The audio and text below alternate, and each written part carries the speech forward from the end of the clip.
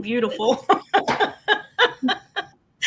Good evening, Love Bay. Welcome to Suffering in Silence with Pastor Tia. We want to tell you Happy New Year. That's the first thing that we want to say, Love Bay, is Happy New Year. And thank you for being with us here on Love Bay Afrobeat Music Talk Radio. We're here with you every Friday evening at 7 p.m. Eastern. And Love Bay, we are still rising out of the ashes together.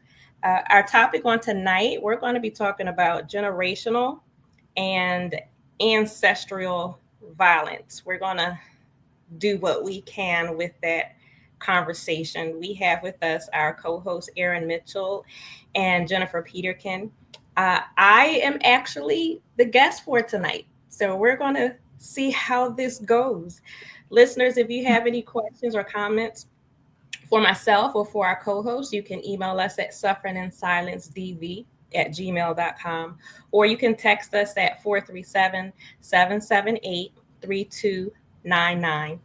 If you have any resources also that you would like to share with us on a national or local level from your country, your community, any faith organizations, you can also please email us at sufferinginsilencedv@gmail.com. And with that, I would ask Jen if you would go first and greet our Love Bay listeners for the first time in 2025. Oh yeah, oh my goodness. Happy 2025. Here we are. That's wild. But good morning, good afternoon, good evening, wherever you are, Love Bay listeners around the world. My name is Jennifer Peterkin. I am one of the co-hosts on Suffering in Silence. Very proud and privileged to be serving alongside both Tia and Erin on Suffering in Silence. And a little background on me. I am a survivor of domestic violence, and through my healing journey became an advocate, and ended up meeting Tia and started doing work together. So that has been a fantastic journey. And alongside that, I started my own project called The Human Experience, which is a podcast where I travel the world and interview people about their personal stories. So that's been a really fun journey as well. I'm coming up on 2 full years of that, and excited to keep going. So if you're interested in following along, you can find me on pretty much any platform at the HX Pod. Awesome, Jen. Erin? Yes, welcome, Love Bay listeners. So good to be with you on this radio show, Suffering in Silence, with Pastor Tia and our co-host, Jennifer Peterkin. I am also a co-host on the radio show. And I just wish you all a blessed new year in 2025. There's tons of suffering all over the world happening at this very moment. And I just send my love and support to each and every one of you who are struggling in challenges that are very unique, and just, wanting to share our light and our compassion for each and every one of you. My name again is Erin Mitchell, and the relevant piece to my long all over the place history is that I came across Pastor Tia in my work with Indigenous women and girls through an organization that I founded that has to do with holistic empowerment and self-defense. So I developed that training and was first a guest on the show, and then got more involved with Pastor Tia with her work with Rise Out of the Ashes. So I just want to say that I do have a holistic health background. I'm very passionate about when, the word holistic, it's a term that gets used and probably overused a lot. But I think for me, it just means, aligning our bodies, our minds, our hearts, and our spirits, and keeping them in alignment and in harmony as best that we can. And so I think the topic tonight on generational and ancestral trauma and violence, actually the word that Pastor Tia used was violence, but it goes in part for me with the word trauma. Again, a very overused word, can be overused, but really what that means for me from this, the perspective of holistic health is when our nervous system is engaged in a way that reminds us of an experience that we've had in the past, and our bodies go into a response that is not always logical, and we're not always aware of it. And so I think this topic is really important, generational and ancestral violence, because I think some of us carry that with us and react and respond to things, and we ask ourselves, like, why am I doing this? We judge ourselves. We say, like, why am I overreacting? Why did I respond in this particular way? Why is my heart pounding and I don't even know this person? So I think there's a lot of ways that we all carry, levels of this, both from the lives that we've lived, but also from the lives and the learned behavior of the people that have come before us, our families, and the people that have guardianed us in raising us, if you don't come from your direct bloodline. So so just really excited to be here and dig into this really important topic, and hope to offer some insights to every one of you, but also just I'm looking forward to interviewing Pastor Tia, because she's always the one interviewing everybody else. Mm-hmm. And we want to hear what your experience is. And this is just such a privilege and honor that you've invited us on to talk about this topic. Thank you, Pastor Tia. Thank you. Thank you both so much. So Love Bay, I want to start with sharing some resources, and then I'm going to turn this right over to Erin and Jen, and then we'll go from there. But those who may not know, Suffering in Silence is an extension of my ministry, is what I do. I am an advocate for victims and survivors of domestic violence, because I myself was a victim of domestic violence. And so I went through my situation and turned it into advocacy. So this is what I do. And I just stepped into the position of pastor, actually assistant pastor. I am pastoring with a dear friend of mine, Pastor Arthur Marks. His church is Free Church of Faith in West Philadelphia in the United States. And so I'm honored to now be in that position, another level of elevation, and which he wholly supports the work that we do. So it's awesome to be in this place. One of the huge things that we do, our nonprofit, is Rise Out of the Ashes, Inc., which Jen and Erin are a huge part of. We are still in a process of raising funds. If you would like to help us to do that, you can visit GoFundMe and look for Rise Out of the Ashes, Inc., or you can write a check made payable to Rise Out of the Ashes. Our mailing address is P.O. Box 15, Drexel Hill, PA, 19026. We help victims and survivors of domestic violence with financial needs. We do what we can, but we need help to continue to move along with that. I want to share the National Helpline for Substance Abuse and Mental Health Services. Their number is 800-662-4357. That is in the United States. We have the Canadian Women's Foundation. Their website is canadianwomen.org. Their number is 1-866-293-4483. In the United States, we have the National Domestic Violence Hotline. Their website is thehotline.org. Their phone number is 1-800-799-7233. And then in the UK, we have the National Domestic Abuse Helpline. You can reach them at their website is nationaldahelpline.org.uk.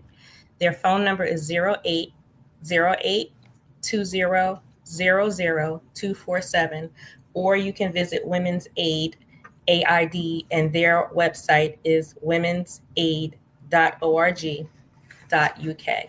And with that, I turn this over to Erin and Jen as we start our topic on generational and ancestral violence.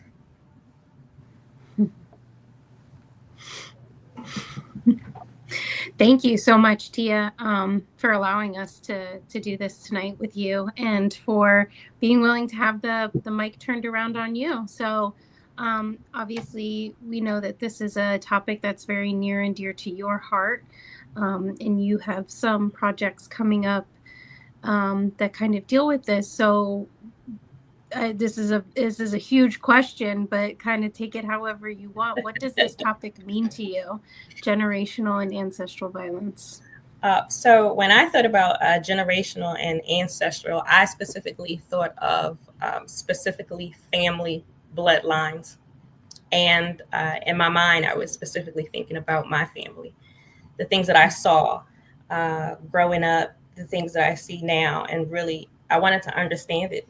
It's starting with wanting to know who I am, where do I come from. I know I'm not from the United States, and I really wanted to understand. Um, I know I'm from somewhere in Africa, some part of Africa. I want to know, and it started with that search, knowing where I come from, and then wanting to understand the things that I saw. Why was it like that? Yeah. I mean, it's a huge question, and knowing where you come from, I think that is something that a lot of people have wrestled with on different levels, but especially in this country, there are a lot of people that have wrestled with that in a really um, intense way, and in a way that no one should have to wrestle with that question. So I guess kind of what is it to you to what does that journey of kind of knowing where you come from look like? How did that start for you? And walk us through a little bit of that journey. At first, it started wanting to figure out what my family was like. I wanted to know who's who. I wanted to know where we came from. And I searched as much as I could on my own with what I could find. And it's always when people don't want to talk, they don't want to share information, or sometimes honestly don't know. But I did as much research as I could on my own. I know who all of my great grandparents are. I know that my family originated in the United States from South Carolina. I know that all of my grandfathers were farmers except for one. He was a steel worker. But I could not find anything before South Carolina. It was like everything just dropped off. I couldn't find anything. And so I did DNA testing, and what I was able to find from that is that originally um, my family originated from Cameroon and migrated through Congo. And so I now know that I am a part of the Western Bantu peoples, but that's a lot of Western Bantu people. Like there are different tribes within that. So I wanted to be very granular. I wanted to find, which I'm still looking for, like I want to know exactly like which tribe, which language. I want to get that granular. But I was able to find that information. And from knowing that, I know my family migrated through South Carolina through slavery when we do that. So I was very happy to find that information. And it just like, it really meant a lot just to be able to know that. Like, I don't have to just say Africa anymore. Like, I can pinpoint these areas. And now, where I am now is trying to study Cameroon and trying to study Congo and trying to study Western Bantu peoples, but it is a lot. Um, but that really did something for me because I really wanted to trace my bloodline, and it was very, very important to me to do it through my mother's side of the family. I didn't understand why, but as I began to read information and learn within the Western Bantu peoples, they emphasize bloodlines through the mothers. So that kind of just fell into place for me. So that's like more of the like location, like where I started from and how I got here. But then, even still with that, I wanted to know why I saw the things that I saw. Why is it that I can say the word violence and use that to identify my family with? And it's like I was talking to Erin a while ago, and the way that I first explained it was that if you say a particular family's name, you'll automatically know them for what they do. If you say Winans, you know that's a beautiful gospel singing family. If you say Tiki and Rondé Barber, football all day long, Venus and Serena Williams, there are particular names that if you say, there's there's a there's a beautiful nature attached to that family name some kind of way. But what happens when you say um, whatever name and that family is attached to drug and alcohol abuse, and that family is attached to violence? That family, you can say a family name, and all the men in that family have been or are in jail. And that's not talked about. You can say a mother's name and her children will come to mind, and you'll think they're just great because they're all wonderful actors or they're all beautiful dancers. Well, every family isn't like that. And for me, it wasn't to point fingers, but I really wanted to understand. And as I began to put this information together, I connected through extended family that I didn't know existed. And we talked, and they were really able to, they filled in some answers to me that I needed. Actually, one very, very important question that I had, one of my older cousins answered for me. So as I was going through my research, connecting with individuals, I met with, well, I talked with them by phone, one of my cousins, and he gave me names, dates, locations. He connected dots. His his mother and my grandmother were sisters. And so he just gave me a bunch of beautiful information, and we talked for a while, and I listened to him, and then I finally said, thank you. But I said, I really want to know, why was my grandmother so mean? And I just burst out in tears. I just burst out in tears. And he waited a moment and he listened to me, and he said, she was so mean because her father was. And he started to talk to me. He didn't say, you're off, you shouldn't be saying that, or that's just something that's, just out of it. No, he knew. He confirmed.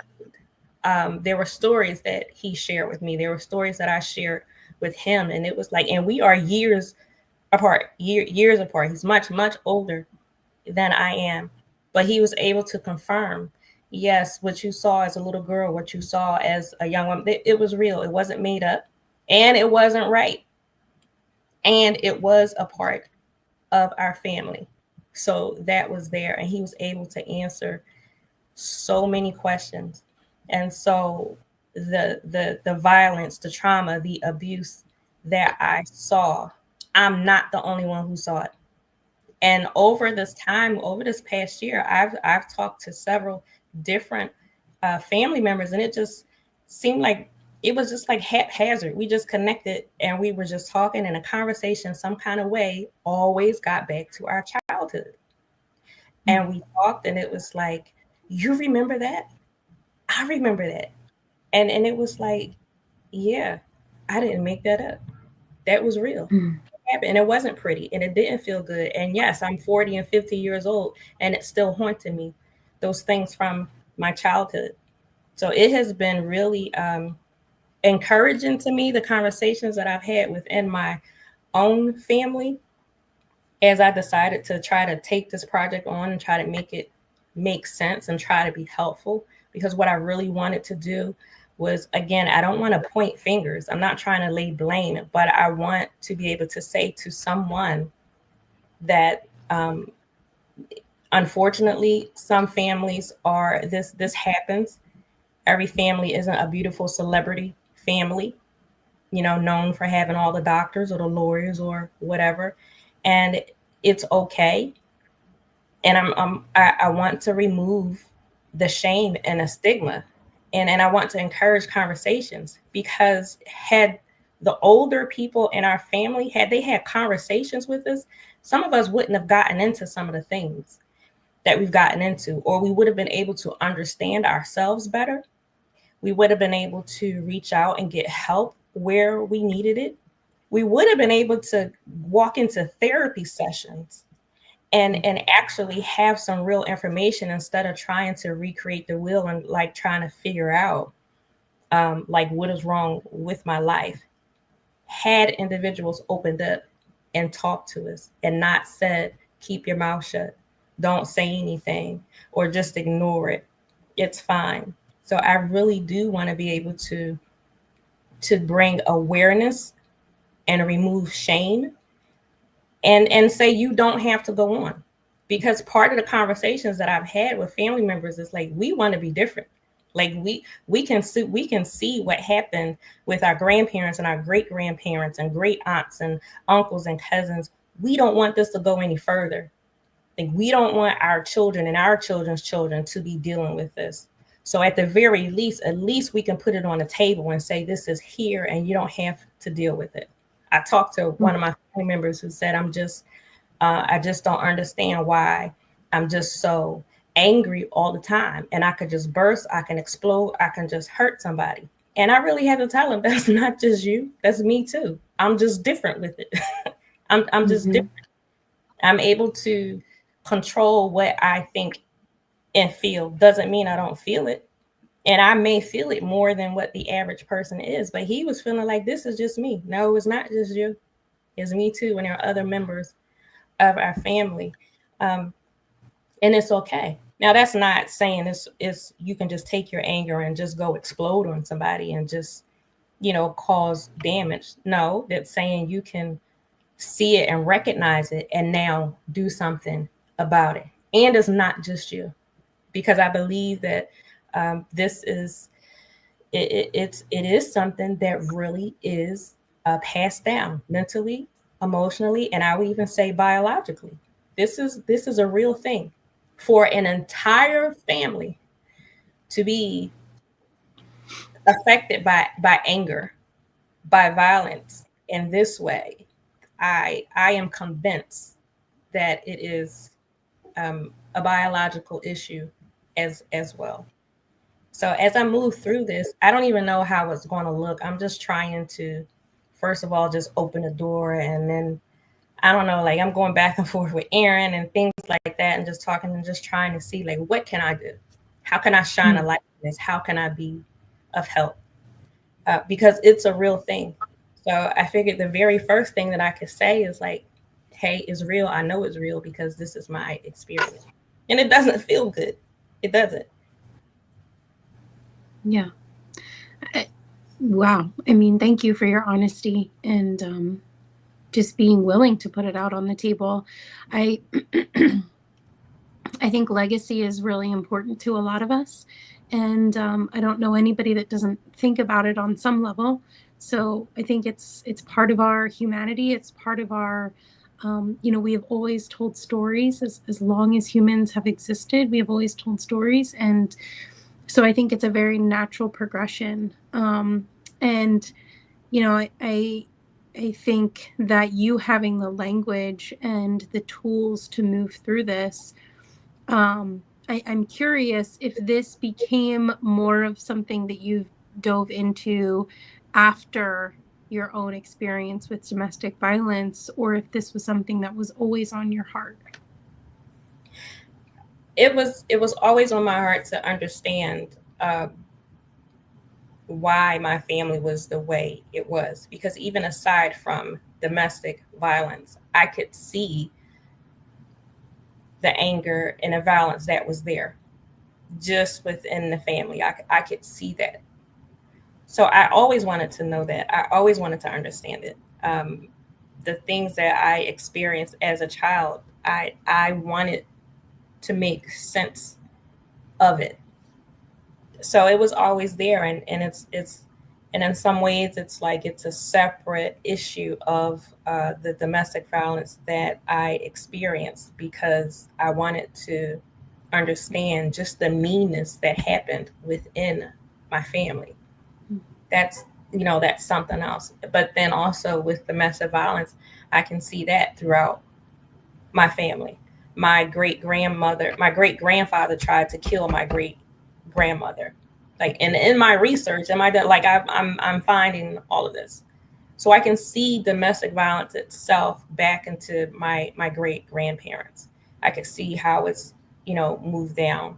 Um, but it's not just the domestic violence between family members. It's, how you can actually take your anger out on somebody outside of the family. So I wanted to understand um, all of it, like just that natural instinct of anger that is intensified. I really wanted to understand it. I wanted to understand why I could see, how someone could be so mean to their own children, how someone could work to cause division, within their own immediate families. I wanted to understand that. And again, it doesn't feel good. I mean, because I'm second guessing myself right now. Like, should I just leave this alone? Like, this making sense? Like, what? I mean, when I said it, when I had this first conversation, like, this is, I want to shed some light on this. I want to understand, and I want to help others understand who may be in the same situation. I want them to not feel guilty. All of that made perfect sense in the beginning, and now I'm like, should I really? Yes, you should. And Erin, I want to turn it over to you in just 1 second. I just want to say that yes. I mean, first of all, I think it's extremely courageous because it takes a lot to go down this road.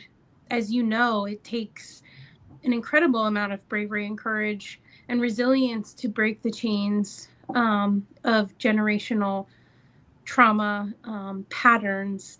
And you are not alone and you're not crazy. There is an entire field of study about how our trauma is literally passed down in our DNA, which I think is just so fascinating. So yeah, I mean, I don't think it's, I think you're exactly where you need to be, but that doesn't mean it's easy either.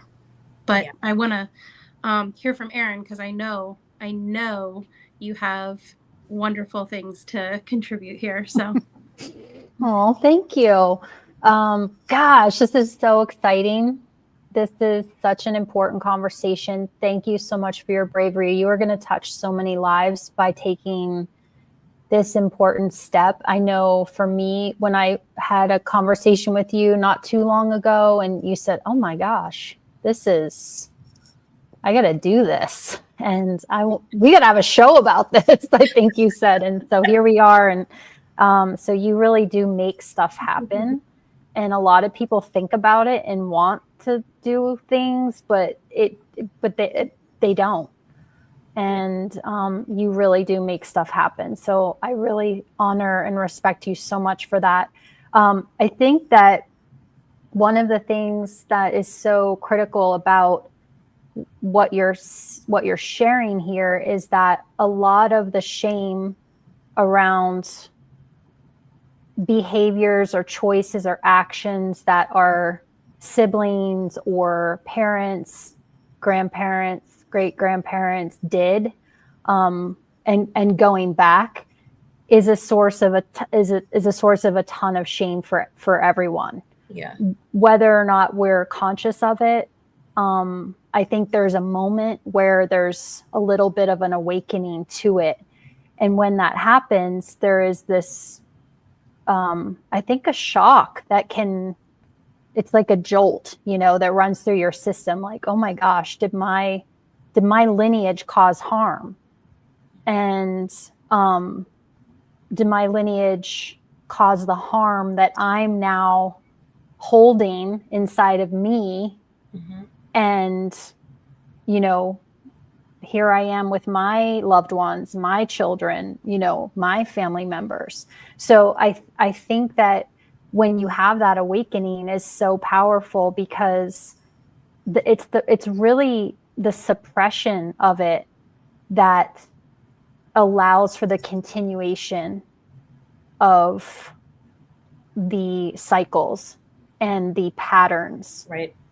And I remember, I know, Jennifer, you've said this on your podcast about Brene Brown, saying that shame lives in silence. And it truly does. And so for you to just, bring this topic into the sunlight through your own personal journey, it allows other people to wonder what it would be like for themselves to do the same. And also just to folks that have already focused on it, maybe to continue to revisit it. So one thing I wanted to mention to you, ask you about, two things is, the biological piece, where we know that we are basically in our grandmother's wombs, because women hold all of their eggs when they're an embryo. And so we are in our grandmother's wombs as an embryo and as an egg. And then, then she has a baby. Our grandmother has a baby. That's our mother from one of her eggs that was in her grandmother's womb, right? So you talk about this biological lineage. So that DNA is in fact carried through. And so you had mentioned about your grandmother being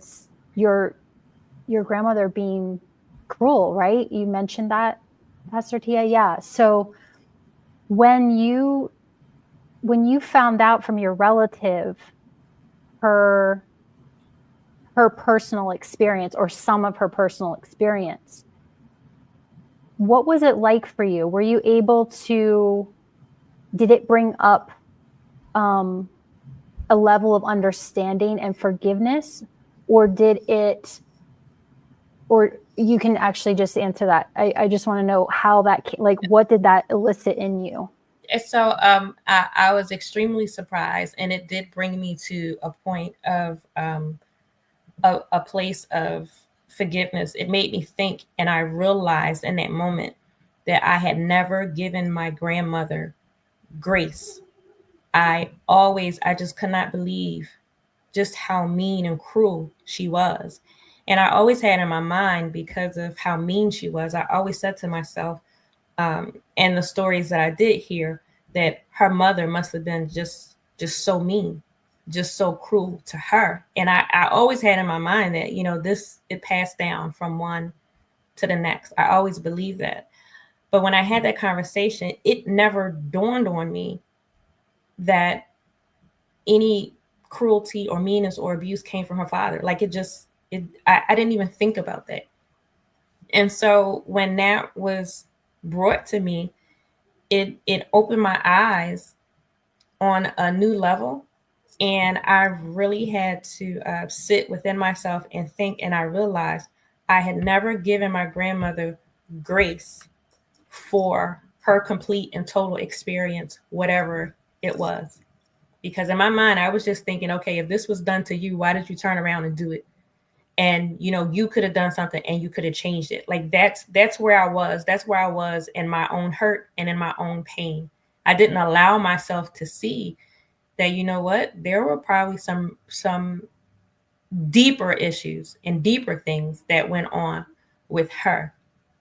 So it brought me to a place of realizing, I didn't give her grace.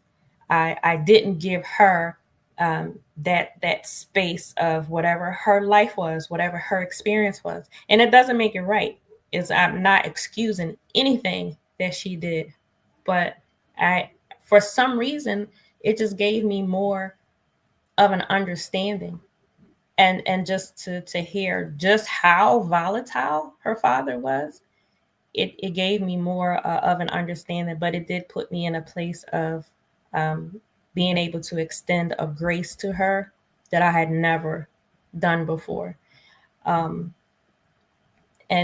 that wasn't easy to do. All of this, some kind of way, is like all tying into, for me, is all tying into my overall healing process.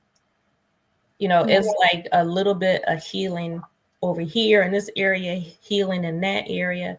And this wound right here, that was to hear about her father. That was a bit more healing for me because I could understand. And nobody talked about it.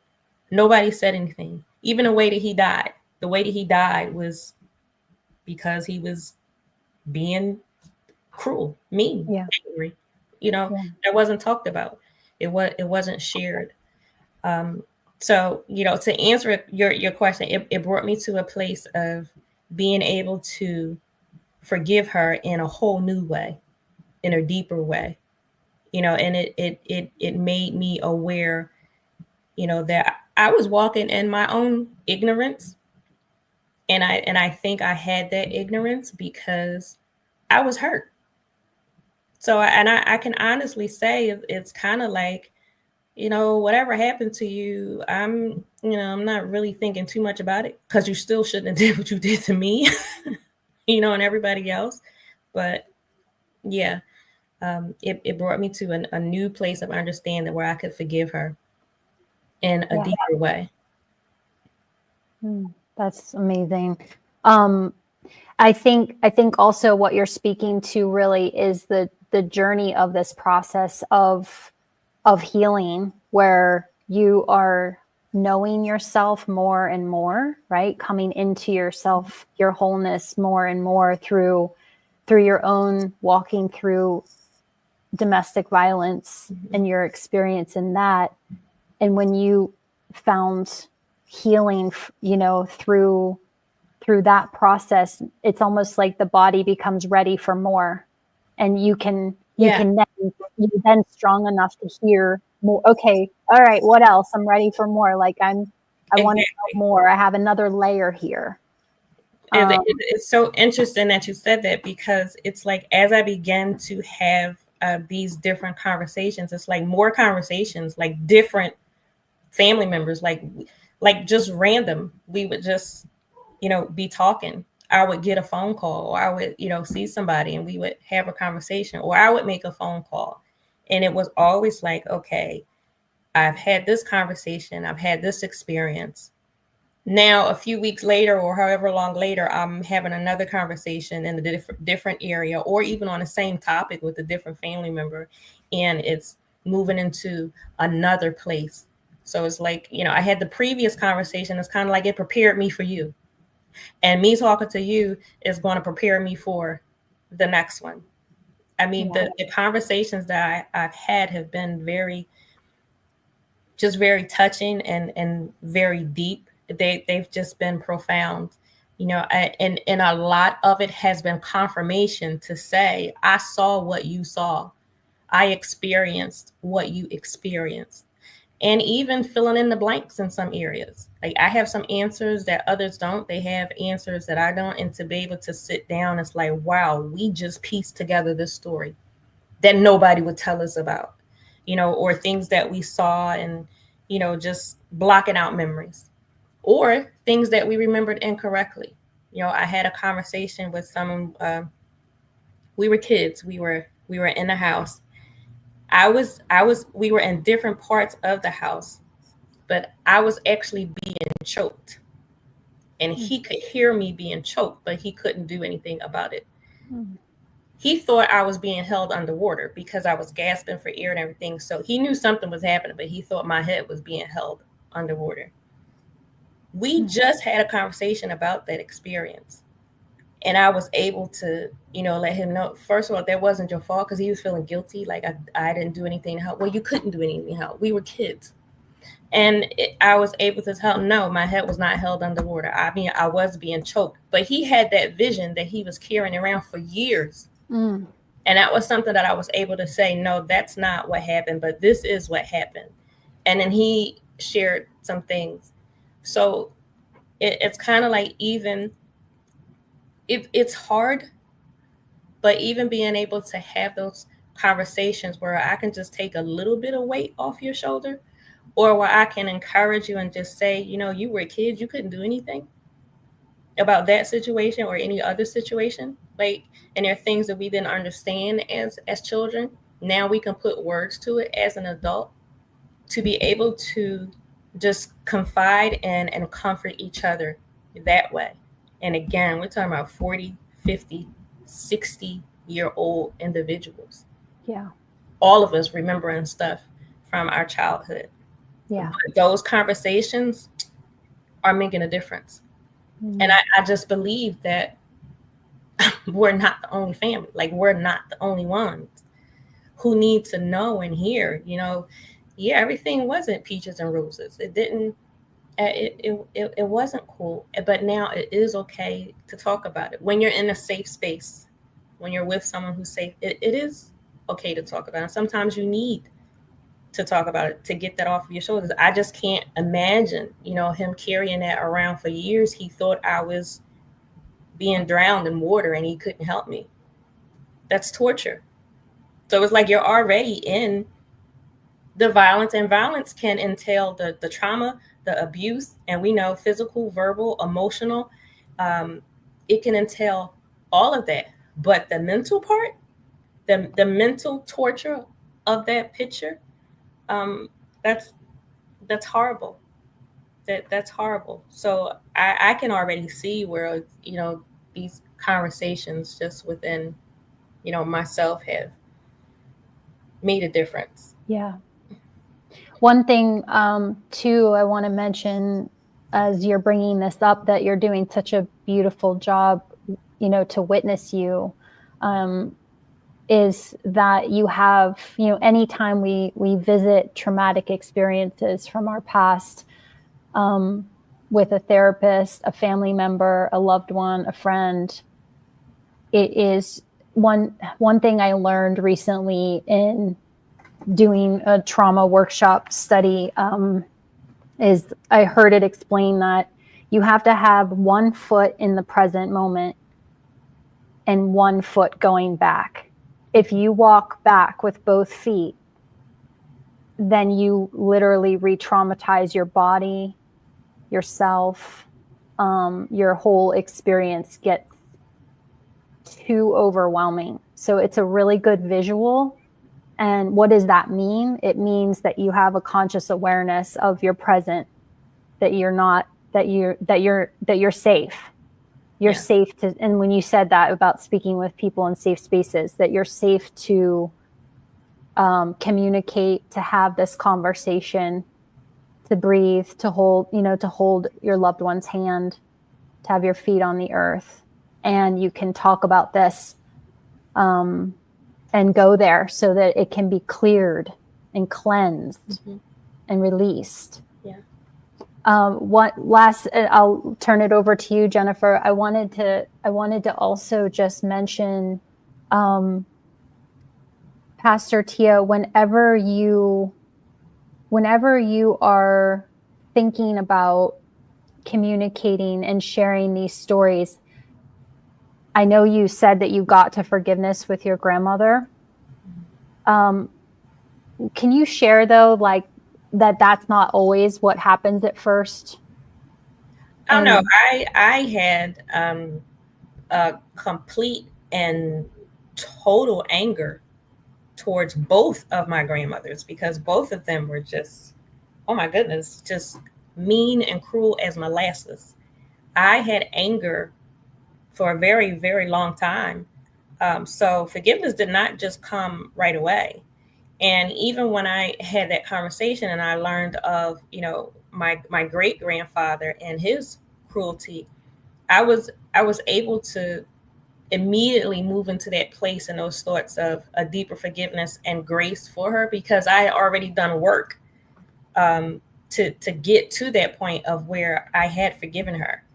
So, but that wasn't immediate. That wasn't overnight. I mean, this was years. I remember times I walked into a room with my grandmother and I just couldn't say anything to her. I just sat down and just didn't open my mouth, because I couldn't stand to be near her, because I would see her and I would just remember all the things that she did.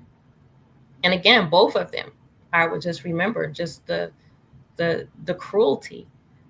So forgiveness is very important, and forgiveness is for yourself.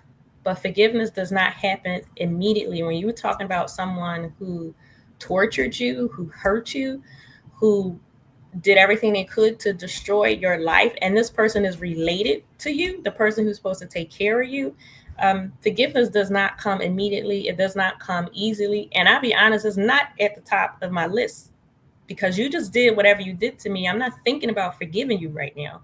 I'm really thinking about hurting you or trying to get you back for whatever it is that you did. So that was a process. And I mean from my years as a child going into an adult, I hated both of them very, very much. I had to work on that. And when I worked on it, it wasn't for them, it was for me. Because as much as I didn't appreciate, I didn't like what they did, I didn't like how they treated me, it takes energy to be angry. It takes energy to hate. Now, that I've always known and I've always understood. It takes energy to do that. And I didn't want to keep giving them my energy. I didn't want to keep being in that spot. So I did it for myself. It wasn't because I just want to be right with God and I want everything to be all nice, easy. No, it's like I want to be good. I want to be okay. I don't want to be like them. And I want to be all right within me. But forgiveness was not at the top of my list. I did get there eventually, but it took work. And there are times, you have to forgive again for the same thing. Yeah. And that's normal. That's a normal part of the process.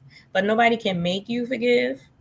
And I think it's very, very wrong to take any person and whatever kind of trauma they've experienced and you throw that in their face and you try to force them. Like you just need to forgive. Now, if you were able to immediately forgive with a person who just tried their very best to physically, mentally, and emotionally destroy your life, okay, kudos to you. I'm not there. Yes, and we are talking about ancestral, generational. Yeah. So there is some time here apart. It's not definitely Yes. different for the immediacy. The issues around immediate violence is totally Yeah. totally And different. in some ways, it it it made me a bit more angrier thinking about it in a sense of being a generational pattern because it's like you didn't see this happening, why didn't you stop it? It was like this didn't have to come down this far, this didn't have to get to me, why didn't you do something about it? So there's an anger with that too. It's like you made this normal, like it became normal and you just went with it, and it could have stopped somewhere. And then for those who want it to be different, because it's not, no family is in its entirety one thing. No family is completely everybody is having issues with drugs and alcohol. Everybody's having issues. No, there are different pockets in there. So those of us who are like, I am different, I'm going to be different, had to deal with the backlash of that. Those who are, felt like I'm not going to be quiet, this is going to be different from me, you deal with the backlash of that. So it's a lot. It's a lot that comes along with it. Yeah. But yeah, it's nothing is easy about this at all. Thank you, Jennifer. Yeah, it's not easy, but I just keep thinking about your story with your cousin, where he thought you were drowning. I just think it paints such a picture of how important telling our stories is. And when we talk about telling our stories, sometimes, and Tia, we've talked about this on the show before, sometimes the connotation of that is you have to get up on a stage and share your life, and be, and lay it out all on the table for anyone to consume. And that's not what sharing your story is. It should be an empowering experience. And some people are meant to share on a wider platform, but sometimes it's just sharing with the people around you. Sometimes it's just sharing with somebody you're safe with. But it is incredibly important because I do fully believe that that's how we begin to heal, is by sharing our stories. And it's the only way to bring light into the darkness. We're shining the light on the darkest parts of ourselves. And I'm thinking about your cousin having that in the back of his mind. You're living your life with this traumatic experience, and he's living his life with this secondary trauma right next to you, right? And so we don't even talk about that, how just experiencing violence, not even primarily, is a trauma in and of itself. And so it's all just snowballs and it cycles, and it's so hard to break out of. And I think one of the things that it can be difficult to understand if it's not your personal experience, but sometimes living in the trauma becomes easier because it's your normal. Yeah. And so what you're doing, Tia, is working against the flow. You're working against the grain that has been, again, for generations. And so to walk against the current in that way is an entirely uphill climb. And so it is difficult. It is hard. And that anger is something that propels you a lot of the time. And so anger is a useful and necessary thing as you're walking through this. I think that your perspective on forgiveness is beautiful, because we are told that we're just supposed to get over it and forgive, and it just doesn't work like that. So we need to hold space for grace and compassion, but grace and compassion does not mean without accountability or responsibility. Okay. And so I think when we talk about forgiveness, you can have grace for your grandmother. You can have compassion for your grandmother and her life experience, but that doesn't mean that she wasn't responsible or shouldn't be held accountable for then the violence that she turned around and perpetuated. And so we can hold both of those things. And that's what a lot of life is holding those tensions and figuring out how to navigate that. And it's not easy. We're living life in the gray here. It's not black and white. But again, I think that's where we find the beauty of humanity is in these stories. And, it sounds like the work that you've been doing with some of the members of your family has already been so healing, hard, but healing for many of you. So yeah, I applaud you. Thank you. Yeah. So my intent is to, my initial intent was write a book.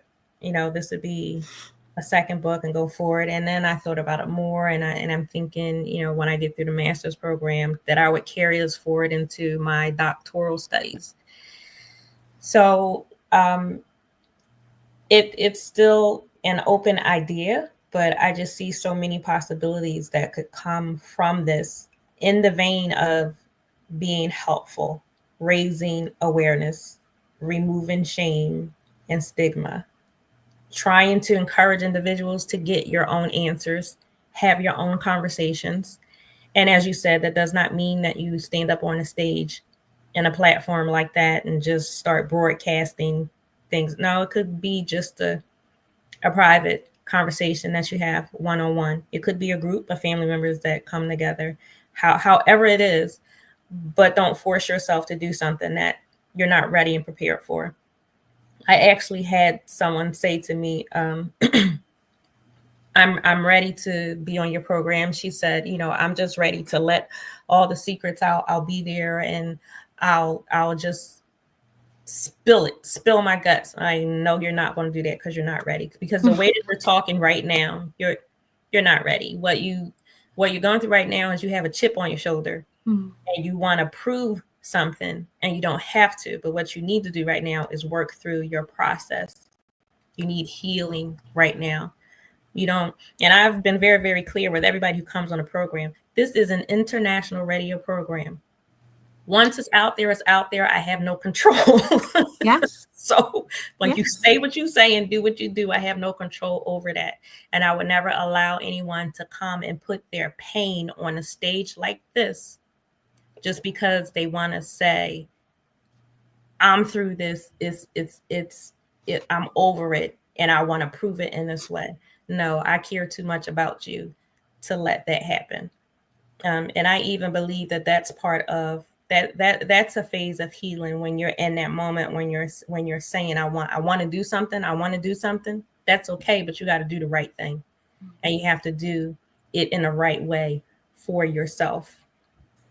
So that is my intent at the end of the day. Like, this is a project, I believe it's safe to say, that's like years in the making. I mean, we'll see how it turns out. But again, I really, really just wanted to be helpful, and I wanted to share my experience to let someone else know that it is possible to heal. And first of all, that your truth is your truth. Like, those memories you can have and you just wonder, did I make this up in my mind? I'm telling you, it was just so comforting to have those conversations where they remembered exactly everything that I remembered. And it was like, wow, if we had just talked a while ago about this. But everybody was off on their own, either ignoring it or trying to deal with it in our own ways. But that's what I want to do. And I really hope that this means something to someone. Every family is not, singing and dancing and making movies. Most families aren't. That's not. You I think, are going to touch more people than you. I mean, you already have touched more people than I think that you realize. But this is absolutely something that many people are going to relate to. And as Erin said before, Tia, anybody that knows you knows that you get things done. So whatever this looks like, however this ends up, presenting itself, I just have no doubt that it's going to be a beautiful expression of your heart and your healing journey. So, but we are approaching the hour. So, Erin, if you have any final words, and then Tia, we're going to have you wrap us up. Thank you. Yeah, I think for sure, yes, Tia will make it happen. I just know it. It also feels like a real calling, and that feels really powerful coming through your words tonight, Tia, and also speaking on behalf of your generational family and your ancestors. You are breaking the cycle. You are breaking it for them. You're doing what they couldn't do for themselves, and that should give you a lot of motivation to stay with the journey, and also just a lot of support as you need it.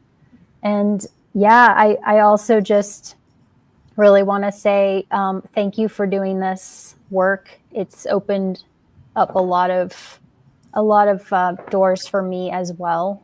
And I walk with you on the journey. Thank you so much. Well, thank you. Thank you both. I really appreciate just your encouragement, because I really started going back and forth in my mind. I really did.